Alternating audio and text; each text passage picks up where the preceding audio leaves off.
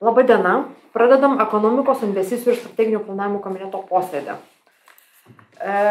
Posėdėje dalyvauja Vytautas Pakatilius, Peniminas Rimdžius, Romas Perskis, Kęstutis Lūkvišas, Jurita Zubauskienė esu. Posėdėje dalyvauja visi komiteto nariai. Šiandien mūsų darbotvarkėje yra 19 klausimų. Noriu paklausti, ar galim pritarti darbotvarkei bendrų sutarimų? Aš norėčiau pasiūlyti išimti iš darbotvarkės 17 klausimą. Taip. Kadangi iškilo tokių neaiškumų. Tai patikslinti reikia. Taip. Ar galim pritarti kolegos pasiūlymui? Gal prieikim pirm prie to klausimą? Ne. Darbotvarkė. Ne. Svarstysim, kažkas tai palauk. Tai galim pritarti 117 klausimą, kaip siūlo kitam kartą, ne? 17, 19. Gerai, tai pritariam darbotvarkei be 17 klausimo, tai bus 18 klausimų. Gerai, ačiū. Taigi, pirmas klausimas dėl Joniškio rajono savivaldybės tarybos 2023 m. kovo 30 dienos sprendimo T31 dėl Joniškio rajono savivaldybės tarybos veiklos reglamento patvirtinimo pakeitimo pranešėjas laikinai einantis mero pareigas Gediminas Šepulis. Dėkui.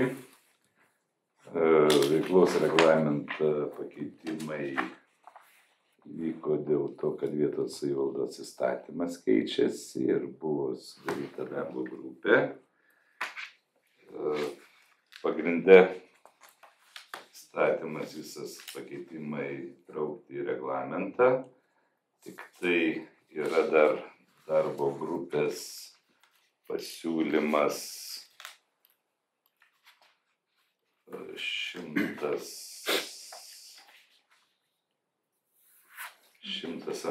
punktas, čia papildytas, kad tarybos narys apie jo išvykimą, laikiną išėjimą, pasišalinimą ar laikiną pasišalinimą privalo informuoti tarybos posėdžio pirmininką prieš pradedant svarstyti klausimą, įsiregistruoti iš elektroninės balsavimo sistemos ir išeiti iš posėdžio salės.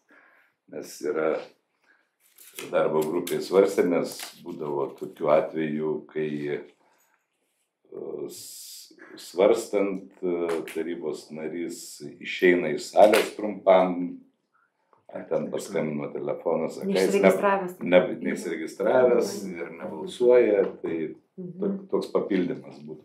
O visas kitas tai yra grinai iš vietos savivaldos įstatymo pakeitimo ir spravo. Man atrodo, skaityti, gal čia kiekvieną punktą dabar skaityti. Ačiū. Kas turite klausimų? Gali pritarti šitam projektui bendrų sutarimų? Dėkui. Antras klausimas. Dėl Joniškio rajono savivaldybės tarybos 2024 m. spalio 31 dienos sprendimo, tai 181, dėl tarybos nario laikinai einančio savivaldybės mero pareigas skyrimo pakeitimo pranešėjas, laikinai einantis mero pareigas Gediminas Šepulis. Tai kiek atsimenat, praeitam tarybos sprendime buvo, kai Gediminas Šepulis negali eiti šių pareigų, buvo įrašytas Mindaugas Balčiūnas, bet Mindaugas Balčiūnas dabar yra pateikęs prašymą, kad jis prašo inicijuoti Joniškio savivaldybės tarybos sprendimą dėl tarybos nario laikinai einančių savivaldybės mero pareigas skyrimo pakeitimą, nes dėl užimamų pareigų negaliu eiti mero pareigų. Tai turime įrašyti kitą asmenį. Tai pati taryba turi pasiūlyti kitą asmenį. Tai koks bus pasiūlymas, tas ir bus įrašytas. Dėkui. Kas turite pasiūlymų? Aš tai siūlyčiau Manfredą Rudį. Jisai sutinka? Jo. Jis sutinka. Bent šiuo metu. Tai nuo komiteto bus tai reiškia pasiūlymas. Turiu klausimą, ar galima pritarti? Aš turiu klausimą. Taip. Gal Aivaras labiau žinos. kaip tokie sprendimo projektai praeina. Mindaugas ne pirmą dieną dirba tą darbą. Kas nesužiūri, ar pajėgų mažai, ar kompetencijos. Tai tokie pasiūlymai buvo, tas pasiūlymas buvo fiksuotas. Ne, gal Mindaugas nebuvo smulkiai susipažinęs su vietos savivaldos įstatymu, nes jeigu einant mero pareigas, tu negali dirbti buvusio darbo, kur dirbi tiesioginį darbą. Tu turi iš jo išeiti. Tai jeigu čia ar aš susirgčiau, ne, kažkas. Jis įsigilino ir dabar priėmė tokį sprendimą. Gal nebuvo pilnai įsigilinta įstatymą. Teisės skyrius tai tokius dalykus turi pasižiūrėti. Gal čia nelabai teisės skyrius, tai gal Žmogus buvo sutikęs. Gal jis planavo išeiti iš to darbo, teisės skyrius to, tai jis neturi informuoti teisės skyrius. Gal persigalvojo žmogus. Gal jo neišleido iš darbo savo norų. Liepė atidirbti 2 mėnesius. Ja, tai noriu pasiteirauti, ar dar klausimų kas nors šiuo projekto, sprendimo projekto turim? Tai norėtumėm, tada norėčiau pasiūlyti balsuoti ir paklausti, gal bendrų sutarimų galim priimti. Ne? Tada balsuojam. Jurita Zubaskienė, pritariu. Vytautas Pakatilis. Kęstutis Tautvišas. Už. Benjaminas Rimdžius. Prieš. Romas Terskis. Už. Ačiū. Čia buvo dar vienas, dabar už visą. Jo, dabar už visą. Ar galim pritarti bendrų sutarimų, ar vėlgi einam? Balsuojam. Jurita Zubaskienė, pritariu. Vytautas Pakatilis. Pritariu. Pritarė. Kęstutis Tautvišas. Pritariu. Pritarė. Nepritarė Benjaminas ir Romas Pritarė. Pritarė. Gerai, ačiū. Taip, trečias darbotvarkės klausimas. Dėl Joniškio rajono savivaldybės tarybos 2023 m. rugpjūčio 31 dienos sprendimo T129 dėl Joniškio rajono savivaldybės teritorijoje esančių kapinių sąrašo patvirtinimo pakeitimo. Pranešėjas architektūros ir teritorijų planavimo skyriaus vedėjas Artūras Vališkevičius.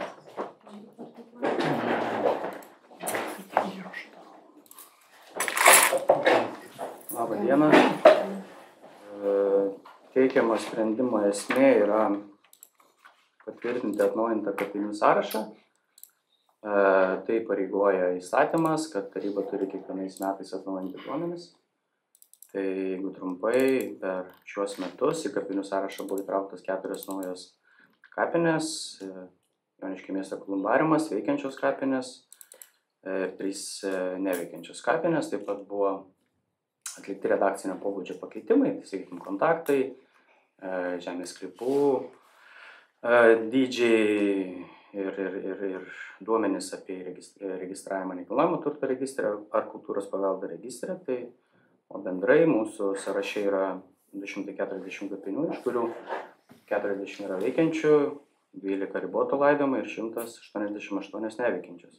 Per šiuos metus pavyko įregistruoti 29 kapinių žemės sklypus. Sprendimas pritarti atnaujintam sąrašui. Lyginamasis variantas buvo pridėtas. Dėkui. Aš turiu klausimą. Ten 2 kapinės išbrauktos buvo. Mindaugių kapinynas ir dar viena. Čia dėl ko ar jos sujungtos su kitom? Ne, Mindaugių kapinynas buvo išbrauktas todėl, kad kultūros vertybių registre buvo vertinimo taryba priėmė sprendimą, kad nenustatyta vertingųjų savybių ir netaikoma teisinė apsauga. Tai iš principo faktas, kad ten vertinimo taryba nusprendė, kad nėra užlaidojimo, tai ir išbraukėme iš šito sąrašo ir bus galima tą, sakykime, teritoriją panaudoti kitiem dalykam. Ir dar vienas irgi lygiai taip pat tikriausiai, ar ne? Dar vienas kapinės. Išbrauktos buvo tik vienas buvo išbrauktas.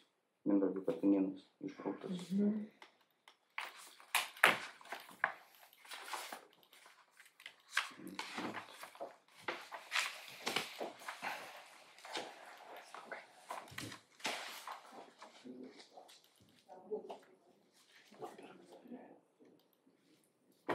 Išbraukimai buvo tokie susiję labiau, sakykime, su duomenų pakeitimu, bet ne pačių kapinių kaip statuso išbraukimo. Ta prasme, išbrauktos buvo tik vienos kapinės.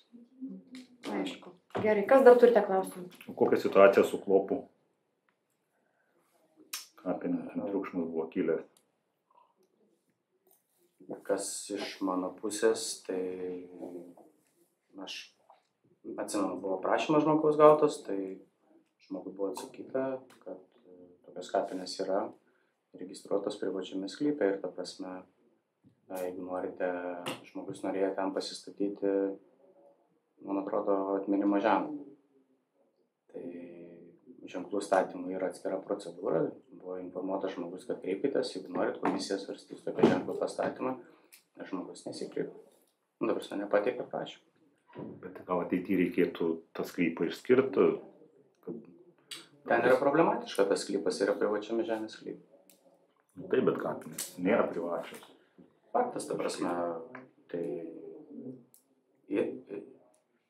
yra ir daugiau tokių atvejų, kai yra problematiška, kai nuo seno laiko yra pradžioje suformuoti privatus sklypai, po to, sakykime, atsirado kapinės ir juridiškai imant, ta prasme, kadastriškai atmatuotas yra sklypas ir nėra pagrindo, sakykime, jį keisti, atidalinti, performuoti. Ta prasme, tada turėtų būti procedūra išpirkinėjimai sklypų privačių ir panašiai. Plius dėl klopo atveju taip pat, ta prasme, yra dar ir šiokių tokių abejonių, ar sakykime, ten tikrai kapinės yra, nes, pavyzdžiui, istoriografinė medžiaga žiūrint, tai ten tik buvo 66 metų, sakykime, duomenys melioracijos brėžiniuose, kad tenais buvo kapinės. Žmogus teigia, kad iš atminties atsimena, kad ten buvo kapinės, pavyzdžiui, pabendravus su kitais gyventojais, kiti tarsi neatsimena, tai toks, klausimas, ar yra ten tos kapinės. Tai suprantama, kad tikrai nevyks kažkokios ekshumacijos, ten neiškasinėjama bus, bet kaip spręsti tą klausimą mes skyriuje galvojame, nes visam rajone yra gal 3-4 tokie atvejai, kur sakykime, reikėtų atlikti procedūrą kaip žemės išsipirkimo iš privatininkų. Nes, sakykime, tai yra ilgas ir nepigus procesas, plus tai reikia ir tartis ir su privatininku, nes šiaip išimti šitą sklypą, taip pat paprastai procedūriškai informuojant ar keičiant kadastrinio matavimo bylas negali. Svarbu, nereikėtų grįžti prie to klausimą ateityje, kad praeis metai, kad nesikartotų. Šitas sąrašas kartą metuose ir tvirtinamas. Ne, bet jeigu nebus sprendimų. Yra paprastesnis sprendimas, ta prasme, kad mes labai daug neveikiančių kapinių ir taip yra ūkininkų sklypuose. Tai, sakykime, tai jau yra sąžinės klausimas, tai nebūtina žiūrėti, kad yra registrų išraše įrašas pas tave, kad yra kapinės ir apsaugos zona. Paprasčiausiai dauguma ūkininkų neria tos vietos. Apvažiuoja, tai yra moralės sąžinės klausimas, sakykime. Tai kiekvienas asmuo, jeigu pas jį yra nėra nekilnojamo turto išraše žymos, jis paprasčiausiai gali pats ar aptverti tą teritoriją, ar paprasčiausiai nearti. Šiuo jūsų klausimo atveju ten turbūt reikėtų aptverti. Atskirti paprasčiausiai, kad nekiltų pasipiktinimo, sakykime, tam tikrose visuomenės sluoksniuose. Tai čia nekainuotų jokio atskirimų, padalinimų, tai paprasčiausiai užtektų šiek tiek, žinoma, investicijų iš privataus asmens ir tą problemą išspręsti. Ačiū. Ar galim pritarti bendrus tarimus sprendimui? Ačiū. Pirmininkė, biškiai, atsiprašau, tokie trukdžiai šiek tiek netransliuoja posėdžio tiesiogiai. Gal galėtume kokią minutę palaukti, Laimonas bando sutvarkyti. Ir rašymas vyksta, tai čia pagalbiniam priemonėm. Aš įmėti Laimonas.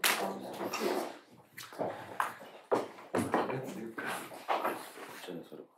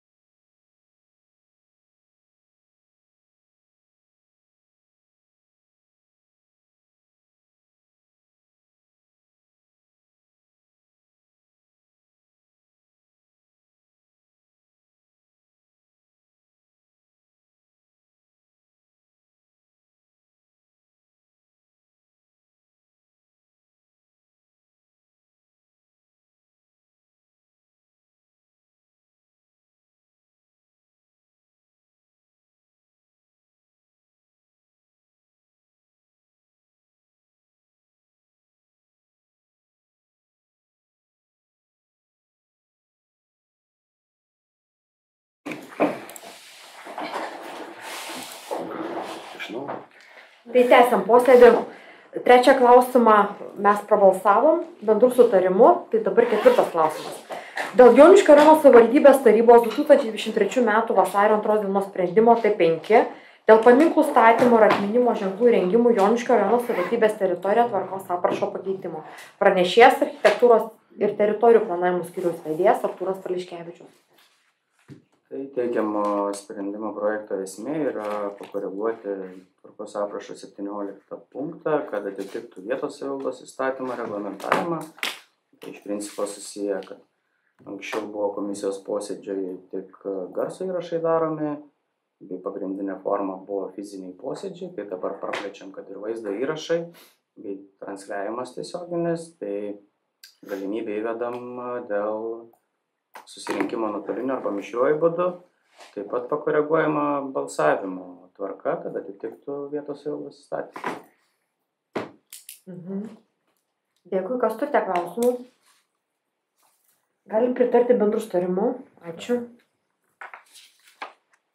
5. klausimas. Dėl valstybinės žemės sklypo nuomos be aukcionų pranešėjas architektūros ir teritorijų planavimo skyriaus vedėjas Artūras Pališkevičius.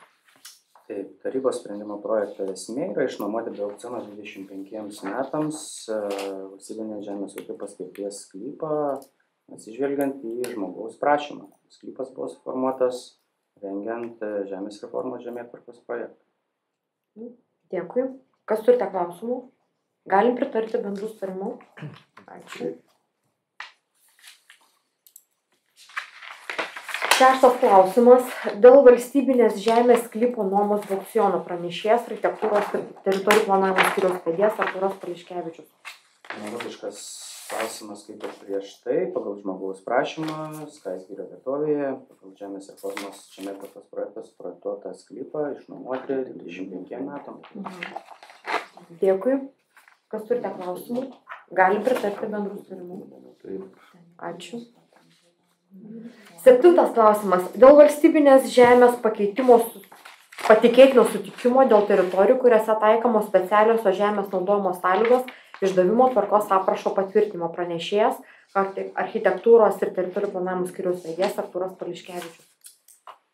Taip, tarybos sprendimo projektas inicijuotas parengti dėl to, kad savivaldybė kaip žemės patikėtinis miestus ir miesteliuose valdo žemę ir reikalingas sutikimas, aš gal pabandysiu paaiškinti paprastai, kas tvarkos aprašė, tai, sakykime, suinteresuotas asmuo, fizinis ar juridinis, nori vykdyti kažkokią tai ūkinę veiklą, sakykime, statyti kelią.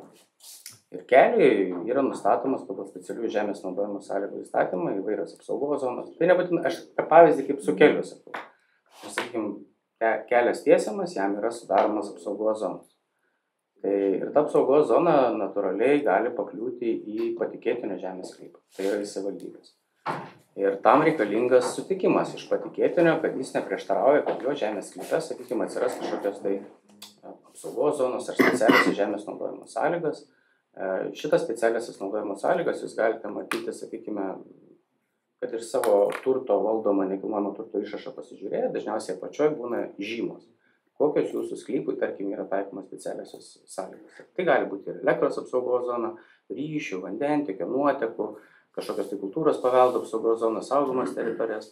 Tai vat, kai tu projektuoji arba rengi poveikio aplinkai vertinimą ar rengi kažkokį žemės valdos projektą, jame yra apsprendžiama, ar tavo ūkiniai veiklai, ką tu planuoji statyti, ar tu paliesi kažkokį gretimą sklypą su tą infrastruktūrai taikomą apsaugos zoną.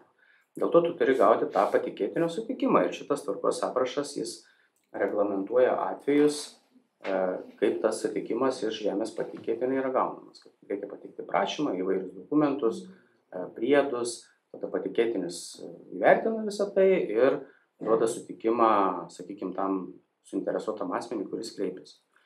Ir jis tuos sutikimus turi gauti iki statybą leidžiančio dokumento gavimo, ar iki kažkokio žemės valdos projekto patvirtinimo, ar PAVO atlikimo. Tai be šitokio sutikimo, sakykime, tas asmuo negalėtų, sakykime, vykdyti tos veiklos, negautų, sakykime, formalaus dokumento kaip statybos leidimo. Tai šitas tvarkos aprašas, jis aprašo tą visą procedūrą, kaip pateikiamas prašymas, vertinamas ir pateikiamas atsakymas. Tai... Ačiū. Kas turite klausimų? Čia laikas yra apibrėžtas, per kiek laiko tas sutikimas yra gaunamas. Pati procedūra, ta prasme, nuo prašymo pateikimo, šiaip jeigu visi dokumentai yra sklandus, na, sakykime, nėra jokių trūkumų, tai per 20 darbo dienų yra išduodamas sutikimas, o jeigu yra trūkumų, tai per 5 darbo dienas asmuo yra informuojamas, kad yra tokie trūkumai, prašymas pašalinti arba pateikti papildomus dokumentus ir prašymas baigiamas nagrinėti. Jeigu ten tų trūkumų nepašalina, dokumentų nepateikiama, tai prašymas nenagrinėjimas, žmogus vėliau gali, kai viską turės, vėl kreiptis papildomai. 20 dienų maksimalus terminas, ar būtina tą 20 dienų išlaukti, ar gali greičiau gauti? Tai yra įstatyme numatyti terminai, bet mes įvairius sutikimus išdavinėjame kaip institucija, kaip, pavyzdžiui, kas mūsų skyriai yra išdavinėjama, bet mes tikrai nelaukime tų dienų. Jeigu visi dokumentai tvarkingi, visada stengiasi kuo greičiau suteikti paslaugas. Ačiū. Kas turite klausimų? Galim pritarti bendrų sutarimų? Ačiū. Ačiū. 8 klausimas. Dėl sutikimo registruoti medicinos darbuotojų senjorų draugijos Ave Vita buveinę. Pranešė infrastruktūros skyriaus vedėjas Raimondas Tiškevičius. Gautas medicinos darbuotojų senjorų draugijos Ave Vita prašymas leisti registruoti būtent šios draugijos buveinę Joniškio savivaldybės nuosavybės teise priklausančiame pastate Pašvinio 21 Joniškis. Dėkui. Kas turite klausimų? Galim pritarti bendrų sutarimų? Ačiū. 9 klausimas. Dėl nekilnojamo turto perdavimo turto patikėjimo teisę viešai įstaigai Joniškio pirminės sveikatos priežiūros centrui. Pranešėjas infrastruktūros skyriaus vedėjas Raimondas Tiškevičius. Gavome pirminės sveikatos priežiūros centro prašymą perduoti 2 garažus, kurie yra Pašvinio 21 Joniškyje. Garažai reikalingi automobiliam laikyti, kurie planuoja įsigyti dar 3 naujus. Dėkui. Kas turite klausimų? Galim pritarti bendrų sutarimų. Ačiū. 10 klausimas. Dėl nekilnojamojo turto perdavimo Joniškio socialinių paslaugų ir užimtumo centrui laikinai neatlygintinai valdyti ir naudoti panaudos pagrindais pranešėjas infrastruktūros skyriaus vedėjas Raimondas Tiškevičius. Taip pat gavome Joniškio socialinių paslaugų ir užimtumo centrą prašymą suteikti jam taip pat garažus tame pačiame bokšte kaip ir pirminės sveikatos priežiūros centre. Čia būtų 4 garažai, kurie būtų reikalingi laikyti automobilius ir sandėliuoti transporto inventorių. Ačiū. Kas turite klausimų? Galim pritarti bendrų sutarimų. 11 klausimas. Dėl ilgalaiko materialiojo turto perėmimo iš Joniškio rajono Žagarės gimnazijos. Pranešėjas infrastruktūros skyriaus vedėjas Raimondas Tiškevičius. Taip gavome Žagarės gimnazijos prašymą perimti ilgalaikį materialinį turtą. Tai būtų 2 katilai ir inventeris, kurie yra Žagarėje miesto aikštėje, tame pastate, kurį grąžino buvus Žagarės specialioji mokykla. Šitie katilai, jie bus naudojami toliau? Dabar ne, jie yra pastate sumontuoti, tik tiek, kad kai buvo turtas perduodamas, jie nebuvo perduoti, negrąžinti. Kas turite klausimų? Gali pritarti bendrų sutarimų. 12 klausimas. Dėl trumpalaikio materialiojo turto perdavimo patikėjimo teisę valdyti Joniškio rajono švietimo centrui. Pranešėjas infrastruktūros skyriaus vedėjas Raimondas Tiškevičius. Šių tarybos sprendimu turime perduoti patikėjimo teisę valdyti Joniškio rajono švietimo centrui turtą. Sąrašas yra pridėtas. Čia turime omeny turtas, kuris buvo perimtas iš Raudonikio mokyklos ir tas turtas randasi virš Fortūnos tose jaunimo patalpose. kaip prisimenat, patalpas susitvarkėm, dabar liko turtas dar sutvarkytas, mes jį irgi perduodam. Aišku, ačiū. Kas turite klausimų? Gali pritarti bendrų sutarimų? Dėkui. 13 klausimas. Dėl atleidimo nuo socialinio būsto nuomos mokesčio pranešės infrastruktūros skyriaus vedėjas Raimundas Tiškevičius. Gavome Vidos Rugėvicos prašymą atleisti nuo socialinio būsto nuomos mokesčio, kadangi jinai atliko socialinio būsto pagerinimo darbus. Šitą klausimą svarstė socialinio būsto fondo naudojimo komisija. Prašymui pritarė ir siūlome atleisti 700 eurų nuo nuomos mokesčio. Kokia vertė šito investicijos būsto pagerinimo buvo? 700. Pamenu, ten indėlį. Į mėnesį moka 3 eurus 3 centus. Čia daugelį metų. Kas turite klausimų? Galim pritarti bendrų sutarimų? Ačiū. Ačiū.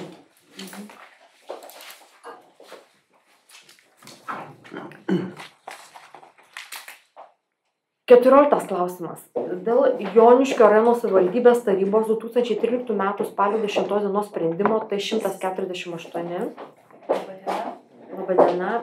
Dėl Joniškio rajono savivaldybės viešųjų asmens sveikatos priežiūros įstaigų stebėtojų tarybos sudarymo pakeitimo pranešėja socialinės paramos ir sveikatos skyriaus vyriausių specialistė Orinta Naudužienė. Prašau. Šio sprendimo projekto tikslas yra pakeisti stebėtojų tarybos sudėtį, pakeičiant Marytę Gabrėnienę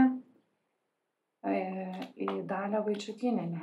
Kadangi Marytė Gabrėnienė nebedirba Joniškio ligoninėje. Dėkui, kas turime klausimų? Galim pritarti bendrų sutarimų. Ačiū.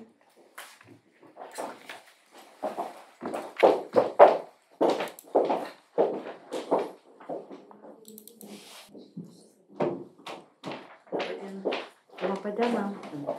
15 klausimas. Dėl Joniškio rajono savivaldybės tarybos 2012 m. balandžio 26 dienos sprendimo numeris T68 dėl Joniškio rajono savivaldybės vietinių rinkliavų užleidimo prekiauti, teikti paslaugas, organizuoti komercinius renginius viešose vietose išdavimą nuostatų patvirtinimo pakeitimo. Pranešėja finansų skyriaus vedėjas Stefanija Šniukienė. Taigi šie minėti nuostatai paskutinį kartą buvo keisti 2014 metais. Per šį laikotarpį atsirado nebeaktualių nuostatų ir taip pat poreikis naujoms nuostatoms, bei buvo peržiūrėtos kainos. Tvarkos aprašas yra suderintas su seniūnais, buvo parengta darbo grupė. Na ir teikiam naujos redakcijos variantą. Dėkui, aš ten mačiau naują eilutę, atsirado viešo maitinimo paslaugos Joniškyje 200 ir kitose vietose 50. Ar čia buvo, ar iš kur tas mokesčio dydis gal buvo suderintas su socialiniais partneriais, su verslu? Nebuvo klausimų.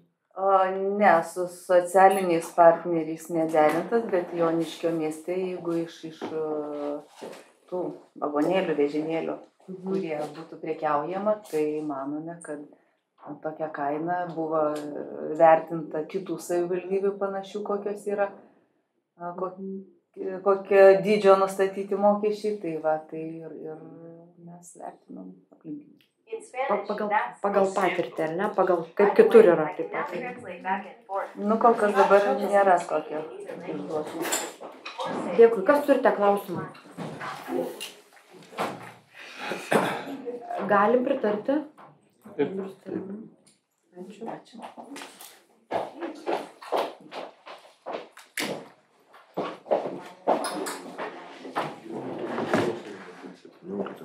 16 klausimas. Labadiena. Dėl pritarimo įgyvendinti projektą atvirų jaunimo erdvių infrastruktūros atnaujinimas ir plėtra Joniškio rajone pranešė ekonominės plėtros ir investicijų skyriaus vedėja Vilija Aleksienė.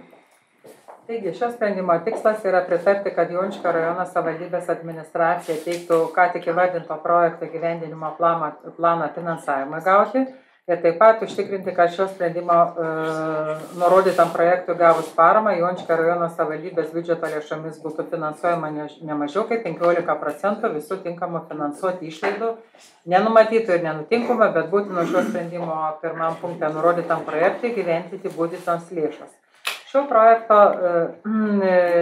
veiklos yra dvi. Tai Joniškio atviro jaunimo centro miesto aikštė 414 Joniškės infrastruktūros plėtra. Projekto metu numatoma atlikti paprasto remonto darbus, įsigyti reikalingus baldus, įrangą ir tikslinę transporto priemonę, tai yra 8 vietų mikroautobusą mobiliam darbui su jaunimo kaimo vietovėse. Ir antra veikla - atviro jaunimo centro įrengimas Joniškio rajono vaiko ir šeimos gerovės centre Parko gatvė 9 Žagarė. Taip pat tai yra numatyta patalpų kapitalinis remontas pritaikant jas užimtumo veiklai, įgyti reikalingus baldus, įrangą ir taip pat įsigyti 8 vietų mikroautobusą elektrinį.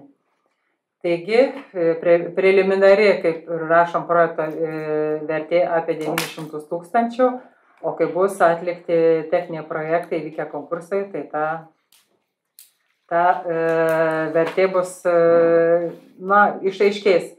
Dar noriu pasakyti, kad šalia Žagarės Joniškio vaiko ir šeimos gerovės centre yra numatytas pastato aikštynas, tai jo, sakykime, jėgos treniruoklė ar šitą, tai pagrindų sudarimas šiek tiek gal ir atrodo, kad šito projekto vertė yra pakankamai didelė. Tai va tiek būtų. Aš noriu paklausti, minėjot, kad dar vis tiek techniniai projektai bus atliekami, dar projekto vertė tikslinsis. Taip, ne? Ir ten pagal patikslintą projekto vertę, ten jau mūsų 15%, ar tai, jeigu bus techninis projektas brangesnis negu 9,20, mes turėsim finansuoti didesnę pinigų sumą? Nemanau, kad projekto vertė bus didesnė. Nes stengiamės su sąmatų skaičiuotojų, prašom, kad skaičiuotų netaupant, nes sąmatų skaičiavimas irgi yra, taip kaip investicijų projektas. Galima suspausti, galima padidinti. Taip. Aišku. Kas turite klausimų? Galim pritarti bendrų sutarimų. Ačiū.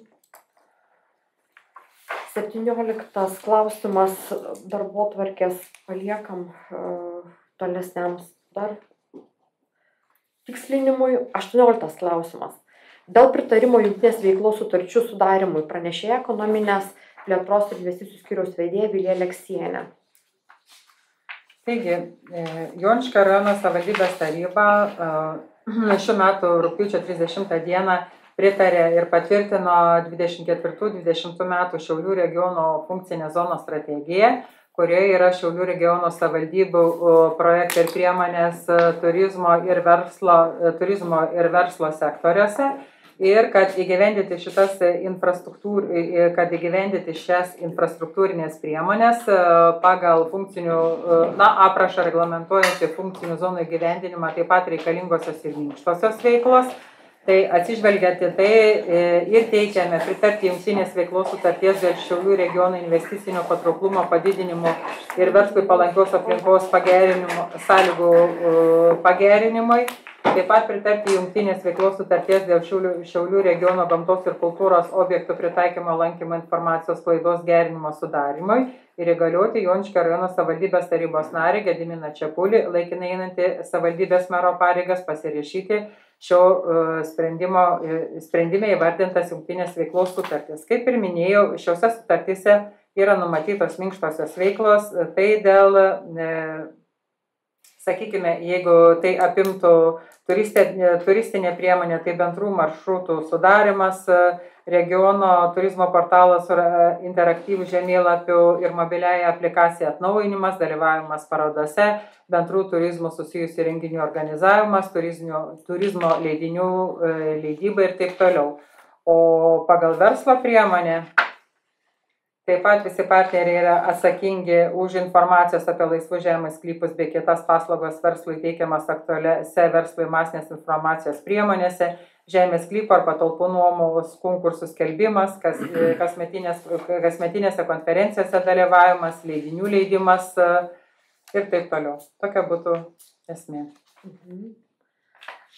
Mes tokių sutarčių pavyzdžių esam turėjau, turim ne kad pavyzdžių, bet dirbę pagal tokias jungtinės sutartis. Pagal jungtinės sutartis yra įgyvendintas turizmo objektų ženklinimas 20-27 ES paramos periodų. Tai čia nebe nauja mums veiklos būdas. O dar į koordinacinę grupę ten turėsim žmogų paskirti kažkurį, dar gal ne tame etape, ar ne? Šiaip už šias veiklas bus atsakingas jų įgyvendinimu, tai mūsų Joniškio turizmo ir verslo informacijos centras. Nes tai yra tiesiogiai su jų veikla susijusios išlaidos. Ir kaip matėte, sutartyje taip pat nėra numatyta išlaidų, jos tiesiog bus einamosios mūsų įstaigos išlaidos. Aišku. Ačiū, kas turite klausimų? Gali pritarti bendrų sutarimų. Ačiū. 19 klausimas. Dėl Joniškio rajono savivaldybės tarybos 2022 m. rugpjūčio 11 dienos sprendimo T150 dėl tikslingumo įgyvendinti projektą universalios sporto salės ir baseino komplekso statyba ir viešųjų paslaugų teikimas viešojo privataus sektorių partnerystės būdų pakeitimo. Pranešėjas Joniškio rajono vicemeras Aivaras Sapnickas. Labą dieną. 2021 metais buvo pradėtas rengti investicinis projektas. Kainos buvo pradėtos skaičiuoti 2021 metų rugsėjo mėnesio duomenimis. 2022 metų gruodžio 30 dieną paskelbus viešai pirkimą buvo gauti pirminiai pasiūlymai, vyko 3 žingsnių dėrybos, tai yra techninės, finansinės ir teisinės su pirkimo dalyviais. 23 metų gruodžio mėnesį pirkimo komisija parengė galutinį partnerystės sutarties projektą, kurį pateikė Finansų ministerijai. Buvo gauta Finansų ministerijos išvada, kad partnerystės sutarties projektas įtakos fiskaliniams Joniškio rajono savivaldybės rodikliams neturi. 24 metų sausio 15 dieną įvyko finansinės pakopos dėrybos susitikimas su pirkimo dalyviais, kuriuo metu buvo vedamos dėrybos dėl projekto gyvendinimo finansavimo sąlygų, įskaitant dėl dalyvių finansinių veiklos modelių. Tų pačių metų vasario 5 dieną vykdant generalinę repeticiją prieš galutinių pasiūlymų teikimą, dalyviai pirkimo komisijai pateikė atnaujintus finansinės veiklos modelius, kuriuose įvertintos visos dėrybų metu suderintos pozicijos, dalyvių preliminariais skaičiavimais siekiant sėkmingai gyvendinti projektą, savivaldybės turtiniai įsipareigojimai grindinąją dabartinę vertę turėtų būti apie 5 milijonus didesnį už nurodytus tarybos sprendime. Priminsiu, tarybos sprendimas buvo priimtas 22 metų rugpjūčio mėnesį. Ir 3 pagrindiniai aspektai, dėl ko skaičiuojamas šitas padidėjimas. Pirmas tai yra investicijų vertės padidėjimas, skaičiuojamas apie 10% lyginant nuo 2021 metų kainų. Antras dalykas, per šitą laikotarpį atsirado prievolė pasistatyti saulės kolektorius, ar taip sakykime, turi būti investicija į atsinaujinančių energijos išteklių gamybą. Bei trečias aspektas, atsirado prievolė tokiuose objektuose iš karto įrengti priedangas. Tai 3 pagrindiniai dalykai, dėl ko šita dalinai suma padidėjo iki 17, beveik 18 milijonų eurų, skaičiuojant grynąją dabartinę vertę. Dėrybų metu su dalyviais buvo susitarta, kad privatus subjektas neužsiims komercinė veikla, paslaugas teiks ir infrastruktūros eksploatuos visą sutarties galiojimo laikotarpį. Viešasis subjektas, savivaldybės įgaliotas juridinis asmuo, tai yra savivaldybės įstaiga. Ir mes taip pat skaičiuojame pajamas, kurios nebuvo numatytos pirminėme variante. Taigi sprendimo projekto tikslas yra pakeisti tarybos sprendimą, kuriuo būtų keičiamos tam tikros sutarties sąlygos, bei nurodoma, kad planuojami didžiausi savivaldybės turtiniai įsipareigojimai privačiam subjektui išreikšti grynąją dabartinę vertę būtų beveik 18 milijonų eurų. Jeigu tiksliai 17 milijonų 957 871 euras. Dėkui. Kas turite klausimų? Kiek vietų tas slėptuvė pagal projektą? Mes dabar tikrai negalime pasakyti, kadangi projektavimo darbas užims privatus investuotojas ir dėrybos nebuvo vykdomas pagal techninį projektą. Aš turėčiau klausimą, gal tiksliai išvardinti preliminariai, kokios tiksliai eksploatavimo išlaidas vykdys privatus sektorius, o ką atliks viešasis sektorius?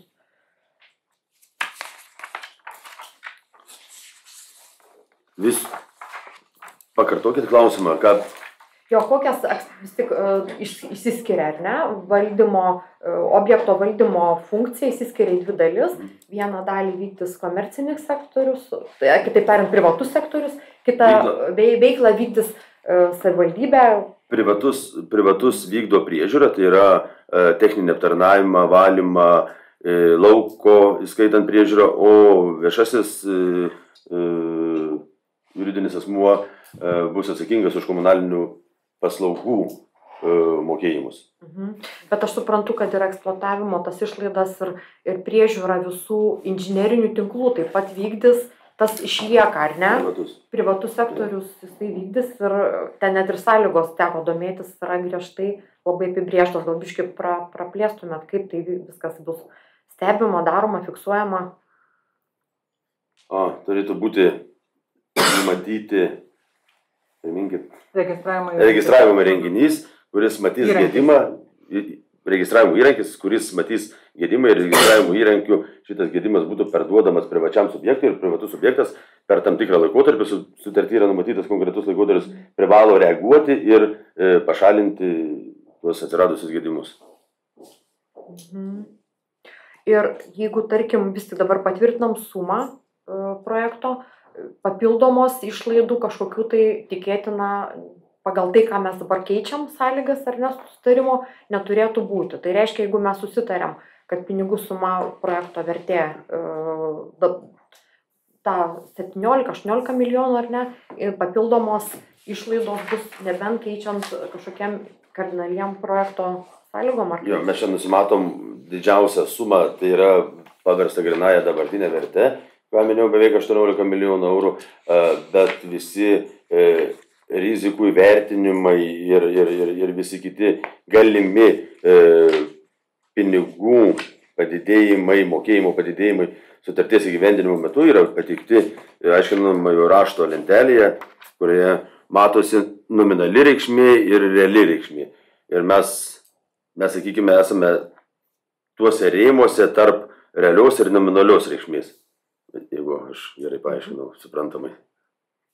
Bet vykdant pačią statybos procedūrą, jeigu susitarsim tą sumą, jinai iš principo nelabai turėtų ir didėti, maksimali ta suma ir yra, apie kurią mes dabar kalbame. Taip, maksimaliai tai yra nominali suma, kuri turėtų būti įvertinta privataus subjekto rizikų ir visų kitų, sakykime, galimų padidėjimų.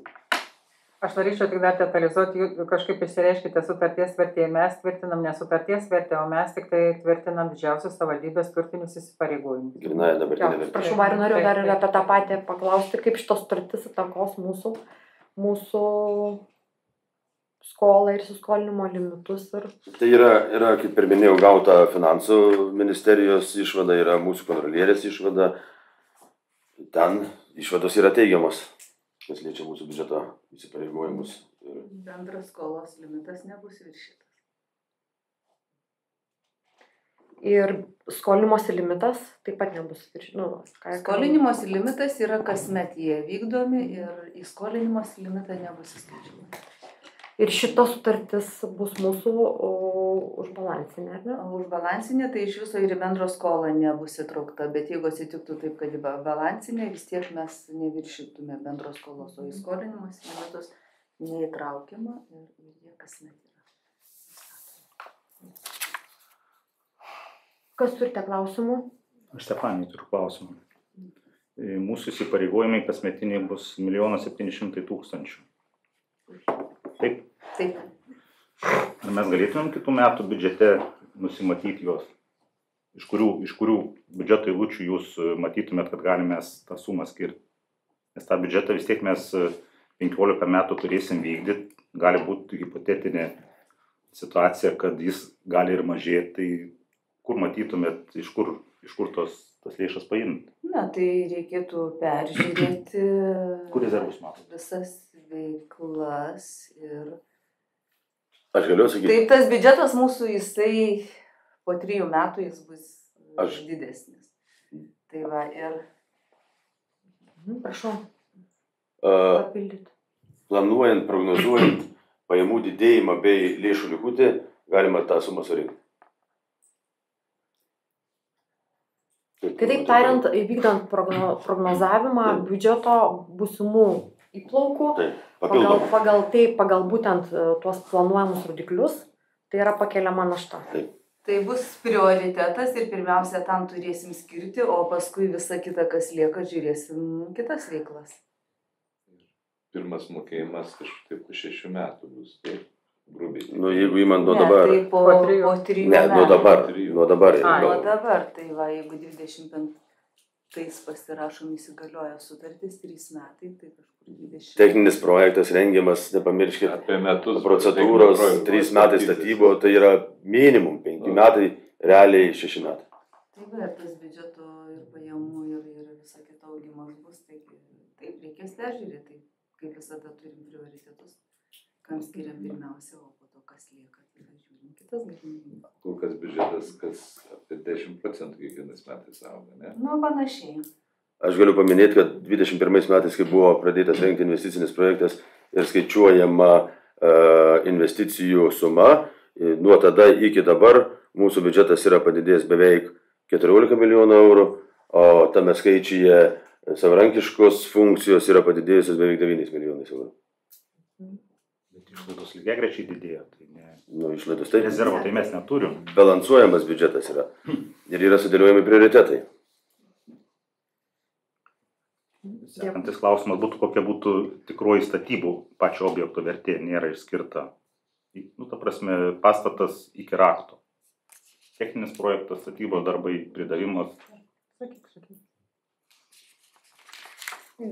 Su galutiniais pasiūlymais pateiks dalyviai patikslintą variantą, bet šiuo metu vienas skaičiuoja apie 6, kitas apie 7 milijonus grynai statybos kainų.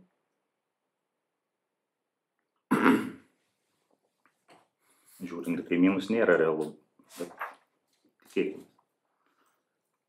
Prašau, dar klausimų?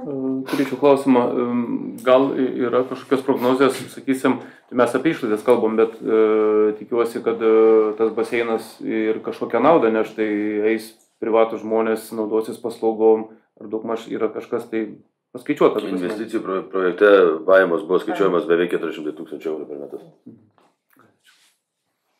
Gal dar galite patikslinti eksploatacinės išlaidos, kiek būtų visom tiem elektrom, vandenim, turiuomenį einamosios išlaidos, kiek per metus, jeigu palyginti su pajamas. Kitaip tariant, pajamos tikėtina padengs išlaidas, taip planuojama buvo. Pajamos turėtų dengti išlaidas, taip. 65 čia mėnesių ir metų? Metai. Nu, įvertinam tai, kad tai yra 2+ klasė ir vertinam tai, kad prievolė yra atsinaujinančio energijos išteklių gamyba tam pastate. Plius eksploatavimo priežiūra vykdys privatus sektorius taip pat. Tas irgi turėtų pagerinti tų išlaidų naudojimą. Taip. Kas turite klausimų dar? O pačio baseino, sakykime, ten 2 takeliai ir 3 takeliai numatyta.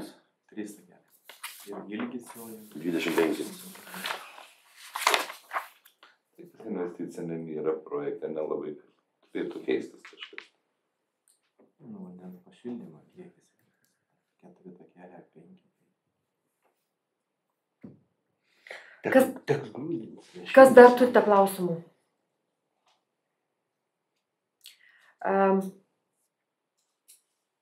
Noriu dar pastebėti, kad tikrai skiriam nemažai laiko būtent gilintis į tą PPP pirkimo būdą ir tikriausiai šiuo metu yra vienas iš tokių, kaip pasakyti, vienintelių galbūt lėšom ir investicijom pritraukti, juolab, kad atsižvelgianti tai, kad vis tik ekonominė situacija šalyje yra tokia augimo stadijoje, palūkanos bankų mažėja ir tikėtina bumas statybų ir investicijų jis tik didės, todėl kad manau, kad čia yra vienas iš tokių gerų, teisingų būdų mum įsigyti daiktą, kurį visi taip tikisi, nori ir laukia. Juolab, tai bus puikiai būdas socialinį atskirčiai mažinti rajone, nes tikriausiai ne visi gali išvažiuoti ir mokėti pinigus, mokyti vaikus plaukti ir sveikatintis. Tai kviečiu palaikyti šitą projektą. Balsuojam bendrų sutarimu ar po vieną. Gerai, tvarkoj. Jurita Zubauskienė. Kas už balsuoti, ir kas prieš. Jurita Zubauskienė pritariu. Vytautas Pakatilius. Pritariu. Pritarė. Kęstutis Tautvaišas. Pritariu. Pritarė. Benjaminas Rimdžius. Ir Romas Perskis. Pritariu. Ačiū. Ačiū. Sprendimą. Komitetui.